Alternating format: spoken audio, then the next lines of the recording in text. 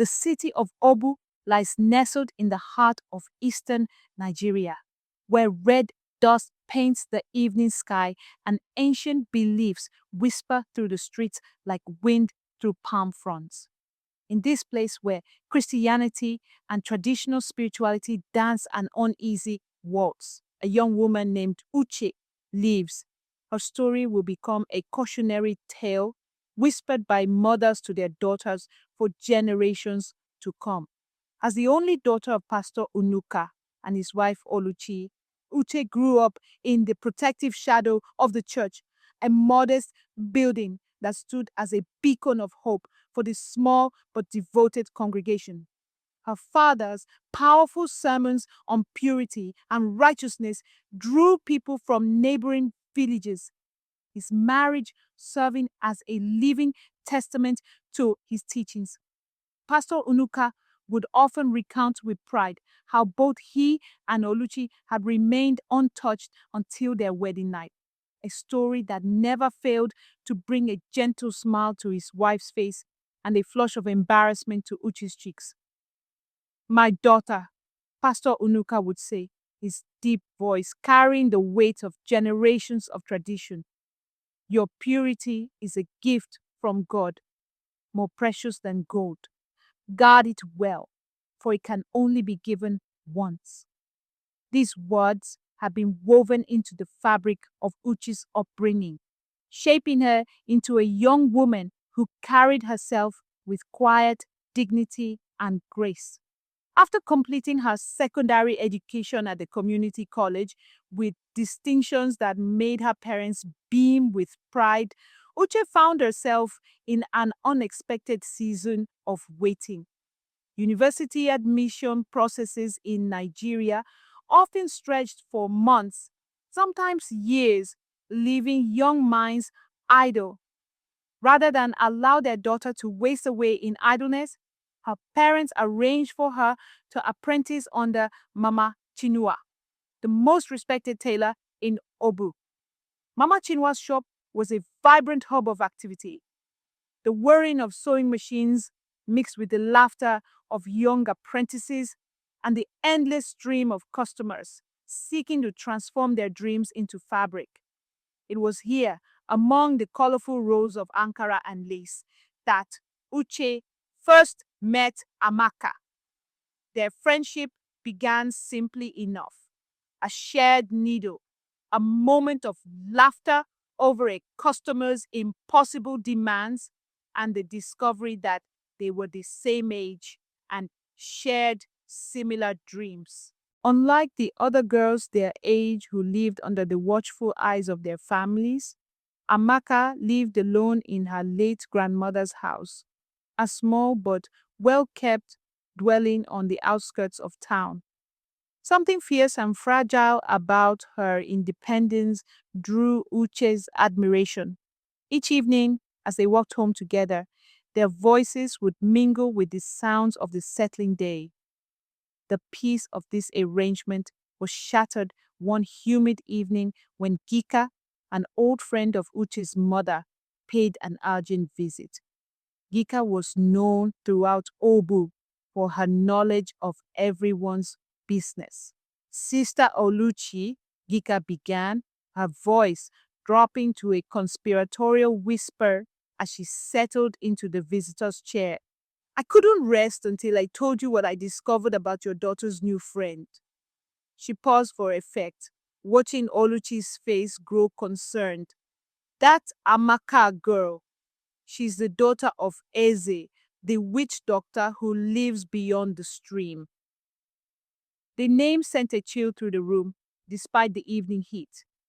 Everyone in Obu knew of Eze, the mysterious figure whose compound was marked by strange symbols and whose nights were filled with the sound of drums that seemed to speak to something ancient and dark.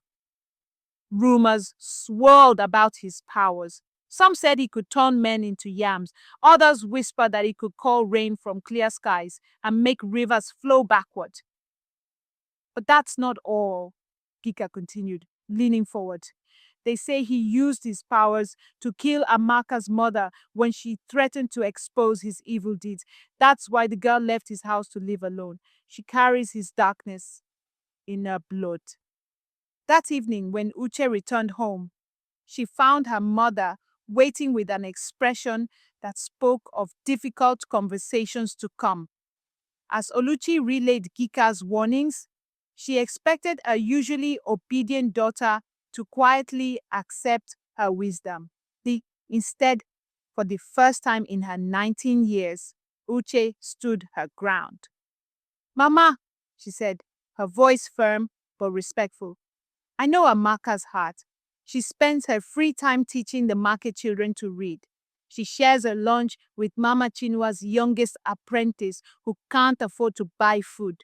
Whatever her father might be, she has chosen a different path."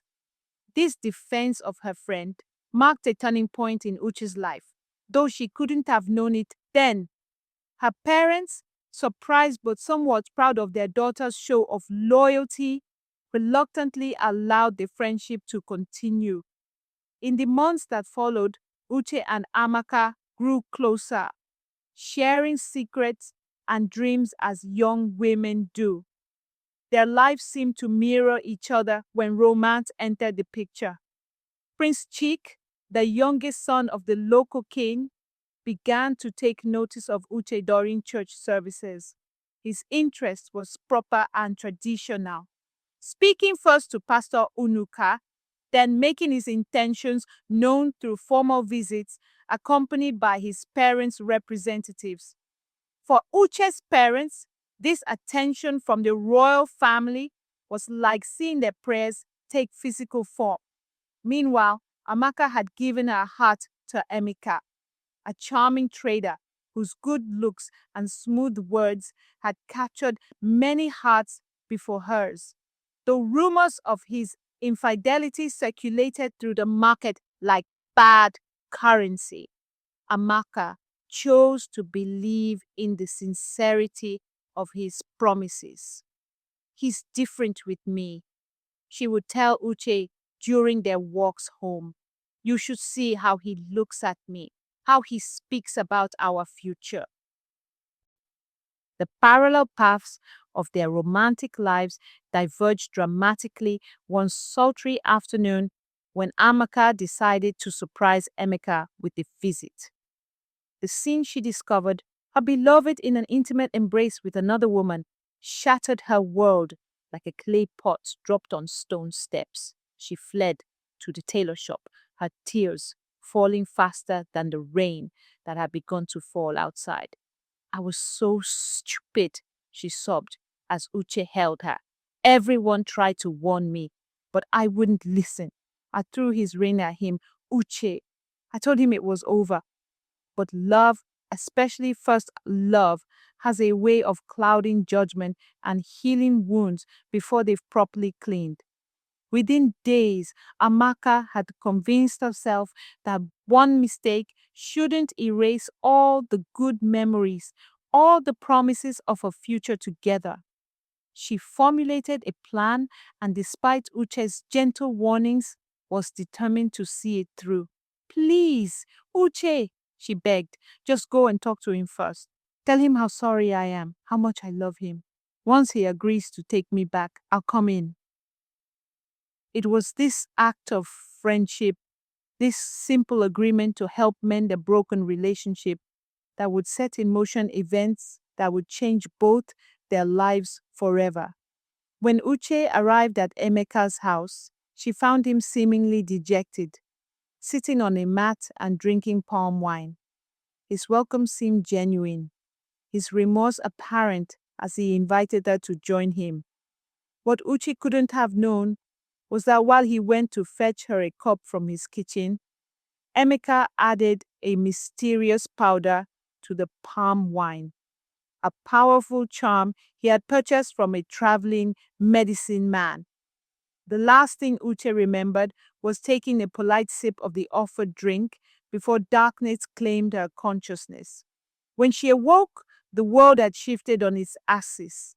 Her clothes were scattered around her like fallen leaves, and it was evident that Emeka had slept with her.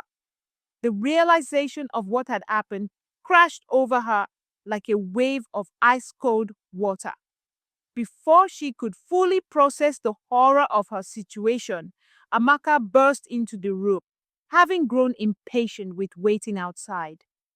The scene before her, her best friend in such a compromising position in her lover's house, triggered something dark and primal in Amaka's heart.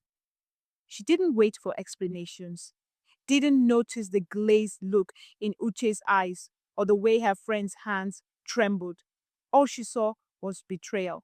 "You evil man! You forced yourself on me and took my virginity," Uche cried out, but her words seemed to bounce off the walls of Amaka's rage. "You filthy, deceitful snake," Amaka spat, her face contorted with fury. "I knew you were flirty, but our friendship is over, you disgraceful harlot." With those words hanging in the air like poison, she stormed out, leaving behind both her former lover and her former friend. In the days that followed, Uche withdrew into herself, like a tortoise into its shell. The weight of her lost innocence pressed down on her chest like a heavy stone. How could she tell her parents? How could she face her father, whose sermons on purity now felt like accusations? The prince's interest in her, once a source of joy, now felt like a mockery. Unknown to Uche, Amaka's pain had twisted into something dark and vengeful. One evening, she made her way to her father's compound for the first time in years. Eze sat in his shrine, surrounded by symbols of power and mystery, when his daughter appeared like a ghost from his past. "Father," Amaka said, tears streaming down her face, "the one I called friend has betrayed me in the worst way. I want her to know my pain. I want her to become what she truly is, a harlot for all men to use and discard." Eze's laughter was like the rattle of dry bones. "At last, my daughter returns to her heritage," he said, reaching for a calabash decorated with strange symbols. "Speak her name into this 3 times, and in 3 days she will become what you wish. No man will be able to satisfy her hunger." The curse took root during Uche's stay at the royal palace, where she had gone to meet Prince Chik's family. As midnight approached and rain began to fall, something dark and heavy seemed to settle over her body like a second skin. A voice, insistent and hungry, began whispering in her head, "You need a man. You need him now." Unable to resist the supernatural compulsion, Uche found herself at the prince's door, claiming to be cold. What began as an embrace of comfort quickly became something more, driven by a force she couldn't control. By morning, the prince was exhausted and disturbed by her insatiable desires for sex. Without explanation, he returned her to her parents' home, ending their engagement. The curse grew stronger with each passing day. Uche found herself approaching men she would never have looked at twice before, begging for them to sleep with her, yet finding no satisfaction after each round. Her reputation in Obu crumbled like a termite-eaten beam. Those who had once held her up as an example of virtue now crossed to the other side of the road when they saw her coming.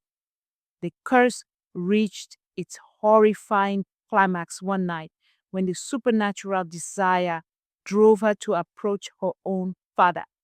Seeing his daughter in such a state, tears streaming down her face as she begged for her father to sleep with her, finally opened Pastor Onuka's eyes to the truth. This was no ordinary moral failing. This was a spiritual warfare. Through the long hours of that night, Pastor Onuka and his wife prayed over their daughter with all the authority their faith could muster. Their prayers, combined with Uche's genuine repentance, finally broke the curse's hold. By dawn, she was free, though the memory of those dark days would haunt her dreams for years to come. Escape came in the form of a university admission letter. In the big city, far from the whispers and judgments of Obu, Uche began to rebuild her life. It was there she met Afam, a young man whose love was strong enough to look past the rumors that had followed her from home. Their wedding, held in Pastor Onuka's church, was a testimony to the power of forgiveness and new beginnings. Years later, during a visit home with her husband, Uche encountered a pitiful figure begging on the streets of Obu. The woman's clothes were tattered, her eyes wild, and her words incoherent. It took several moments for Uche to recognize Amaka, her once beautiful friend, now broken by the very darkness she had embraced. As Uche dropped coins into her former friend's trembling hands, their eyes met briefly. And in that moment of recognition, Uche understood a profound truth. The real curse of darkness lies not in its power to harm others, but in its ability to consume those who embrace it. Looking at Amaka's ravaged face, Uche felt no triumph, only a deep sadness for the friend she had lost to vengeance. That evening, as she recounted the encounter to Afam, Uche added a new petition to her nightly prayers, one for the healing of her former friend's troubled soul. For she had learned that true victory lies not in revenge, but in the capacity to forgive and move forward, leaving the darkness behind. It is a great lesson to learn how to forgive. Vengeance will cause more harm than good. Kindly share with us the lessons you learned from the story, and do not forget to subscribe for more interesting stories.